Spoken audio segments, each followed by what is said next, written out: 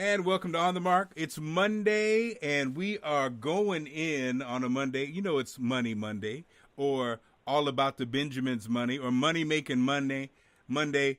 Basically, I try to give you a little bit of information regarding money. And it's so funny. Me and the wife just got into a long discussion, and you know those discussions that end with, well, we just have a different way of looking at it. Or the classic, let's just agree to disagree. And, you know, when it comes to money matters, that's real.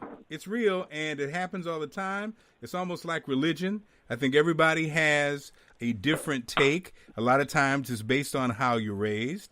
A lot of times it's based on where you come from. A lot of times it's based on what your parents taught you. A lot of times it's based on life experience. But whatever the case, a lot of us have different takes when it comes to money.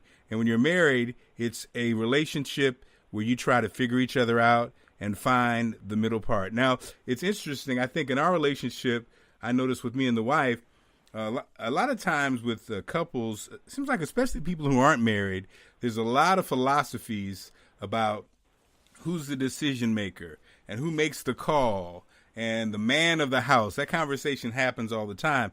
Now, my experience, you know, we don't have the man of the house, I guess, set up. We kind of come together, or if I'm honest, I probably acquiesce a bit, even in situations where I don't share the same philosophy. I kind of like, I trust the wife, and again, we come to our conclusions, we learn our lessons, and it is what it is, and that's what works for us.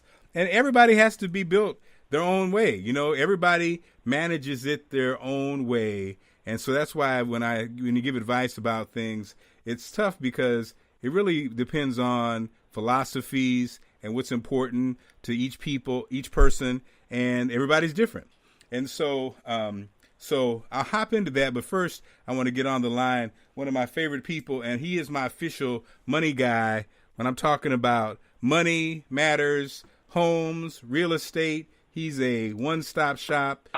Give it up for my man, Emanuel. Manny Gathers on the line. What's up, Manny? How you doing? Hey, Mark. Thanks for having me. Manny, appreciate it. All good here. No complaints. Are you married?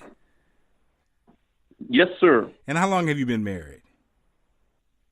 9 years. Okay, so I was just saying, Manny, in the setup or the beginning of my podcast today, how me and the wife kind of had one of those financial discussions that ended with let's just agree to disagree, or we just have different philosophies about this, right? And I was saying, when you talk about married couples, money and that argument or money and that discussion, for a lot of people, can actually end to a whole bunch of problems.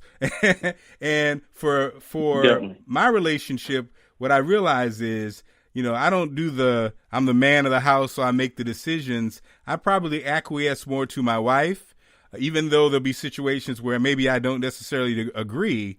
You know, that's what I do. And I was saying that in marriages, everybody has a system that works for them, you know. And now what I will say is, me and my wife, when we disagree, it's never something crazy. So I think that's a big factor. So in other words, my wife doesn't have harebrained ideas that will leave us to financial ruin. You know what I mean? So it's a situation where, Gotcha. You know, most of the time, if I disagree or whatever, the risk is not such that I feel like, oh my God, we're going to, you know, the poorhouse. But in your experience, Manny, Right. What have you found? Because you actually really know a lot of information. And coming from that point of view, how do you handle it with the wife? And then what's your experience when you notice with couples? Because you work with a lot of couples. In my house, my wife is like me. She's very visual.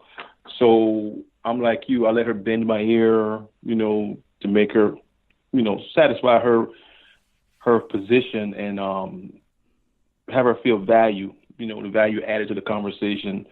But then obviously when we have those scenarios where there's a tie, she understands that I get to break the tie. So I still maintain the position of the man in the house in that sense.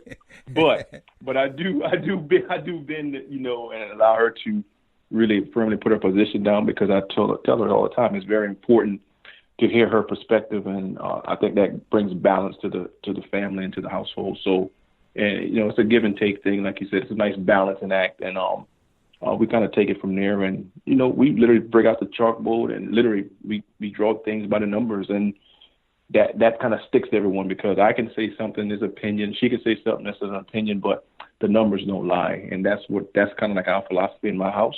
So once you put it down on paper and look at it from a numbers perspective, it kind of takes the emotion, down a notch and put it back in proper perspective.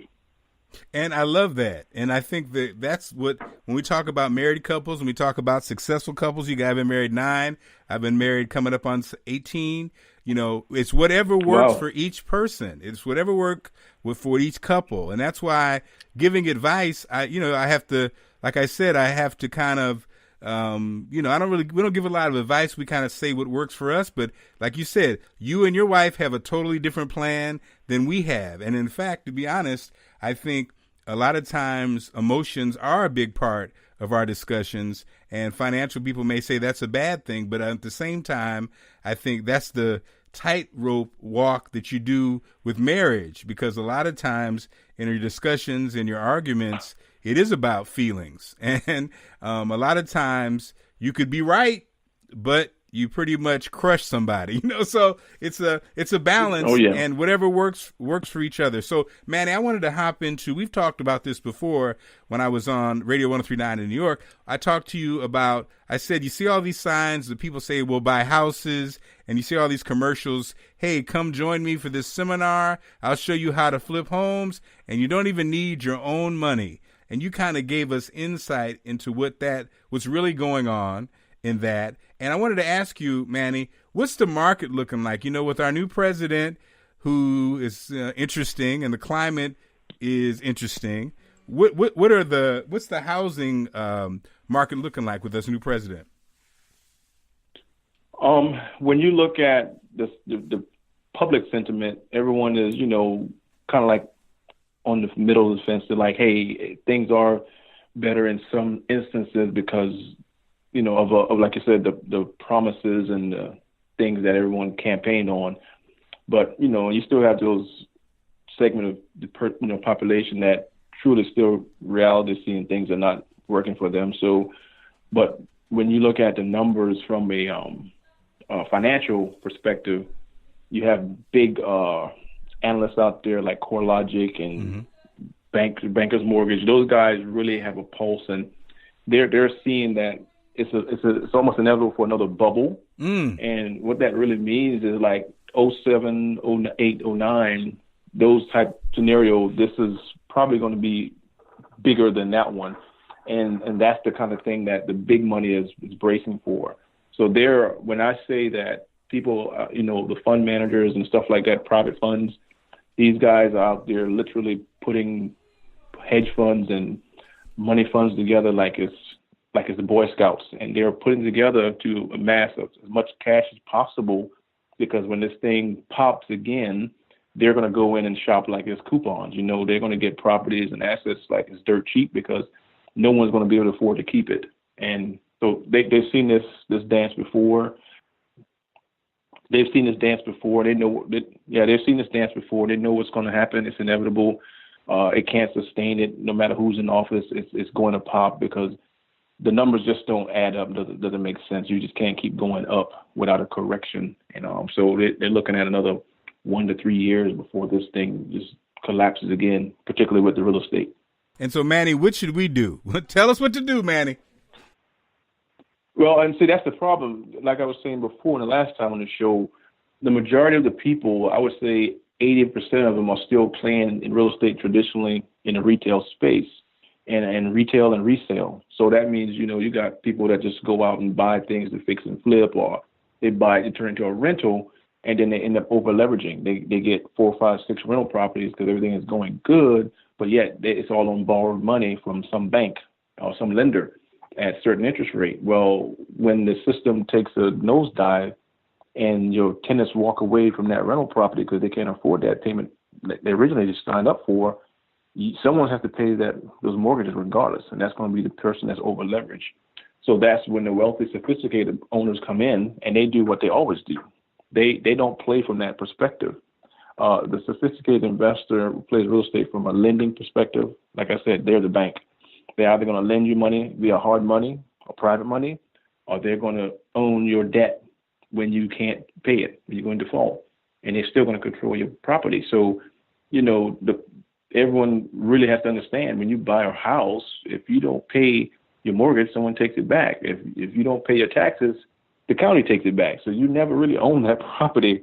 Someone is king, when you really peel back the onion, and everyone else is really playing, second tier real estate game. They're thinking they're owning something, and I'm 30 years and pay my mortgage off and I'm good. No, it doesn't work that way. If you really want to make money from real estate and not just buy a house to live in, truly like I'm just buying a house to reside in, if you want to be an investor, you have to start understanding how to be a bank. You have to understand real estate notes and the mortgage business and how it works. And you can play in that space, because it's no different than being a landlord, except that you don't have the headaches of managing tenants. You just managing mortgage payments. You're just collecting the payments, and the only time you have a decision is when someone can't pay. You can help them out by modifying that loan, or you can say, you're not paying it all together, I'm going to take the property back and start all over again. I mean, that's the ultimate position of security, safety, and growth that you can get. You can't get much higher than the bank. I mean, that is it. That's the pinnacle of investing in real estate. So my thing is, really, folks should learn about real estate note investing if you really want to win the game. Manny, our theme for today, because of you, is be the bank. Be the bank. That's it. and being the bank, you buy the note. Now you own the note. Correct. And now, that's it. You got the note, and so that means that you own the property.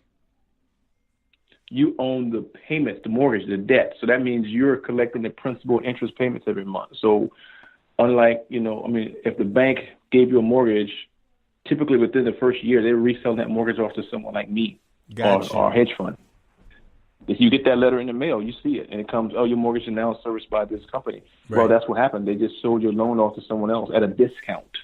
So this person is getting a deal off of your debt. So they're paying a fraction of what you paid for it, and then they're going to collect your payments now for the next 25, 29 years. Now, that's going to be a massive return. You're talking 2 to 3 times what your debt total balance was. Wow. That's just the math of it, because you're paying so much interest up front. You're not even touching the principal for the first 15 years mainly. So it doesn't change because I buy it. Okay, so Manny, I guess, so just to be clear, because it's just like explaining it for dummies, because I am a dummy. I buy the note. Now, in buying the note, like you said, I'm collecting from the people that bought the house. But I'm paying the bank. Correct? You are the bank now. So you are the bank now. Wait a minute. So when I bought the note, I had to buy the whole note. I don't buy the note and pay the bank monthly. I actually had money enough to buy the whole note. Is that correct? Correct. At a discount. So that's the piece the balance is $100,000. Yes, $100,000 balance. You may pay $60,000 for it cash. So now the bank surrenders all to you. Correct. So that's the part that a lot of people get wrong, in that even when they quote unquote buy property, they really are managing for the bank. They're not the bank. They're managing for the bank. Correct. And so when the market drops That's out, all it is. You're just a middleman for the bank. And so when the market drops out and the people walk away, they're ass out because they still got to pay the bank, as opposed to when I bought the note, I purchased the note, so I still own the house. Exactly. So now when the market drops out, if you're in position as the note holder, the new bank, guess what happens? You own that debt of $60,000, but if your homeowner walks away, who are you going to pay? It's your money. You can just erase the debt and start over and sell it to someone else. There's no debt to pay to anybody because you bought it free and clear. So, Manny, that is the breakthrough for today on Money Monday. Next Monday, we're going to find out, how do we get into the note game? Is that okay? Oh, yeah. Perfect. All right. Awesome. Manny, thank you so much for joining us, and have a great what's left of it Monday. And we'll talk to you next Monday to talk about the note game, okay?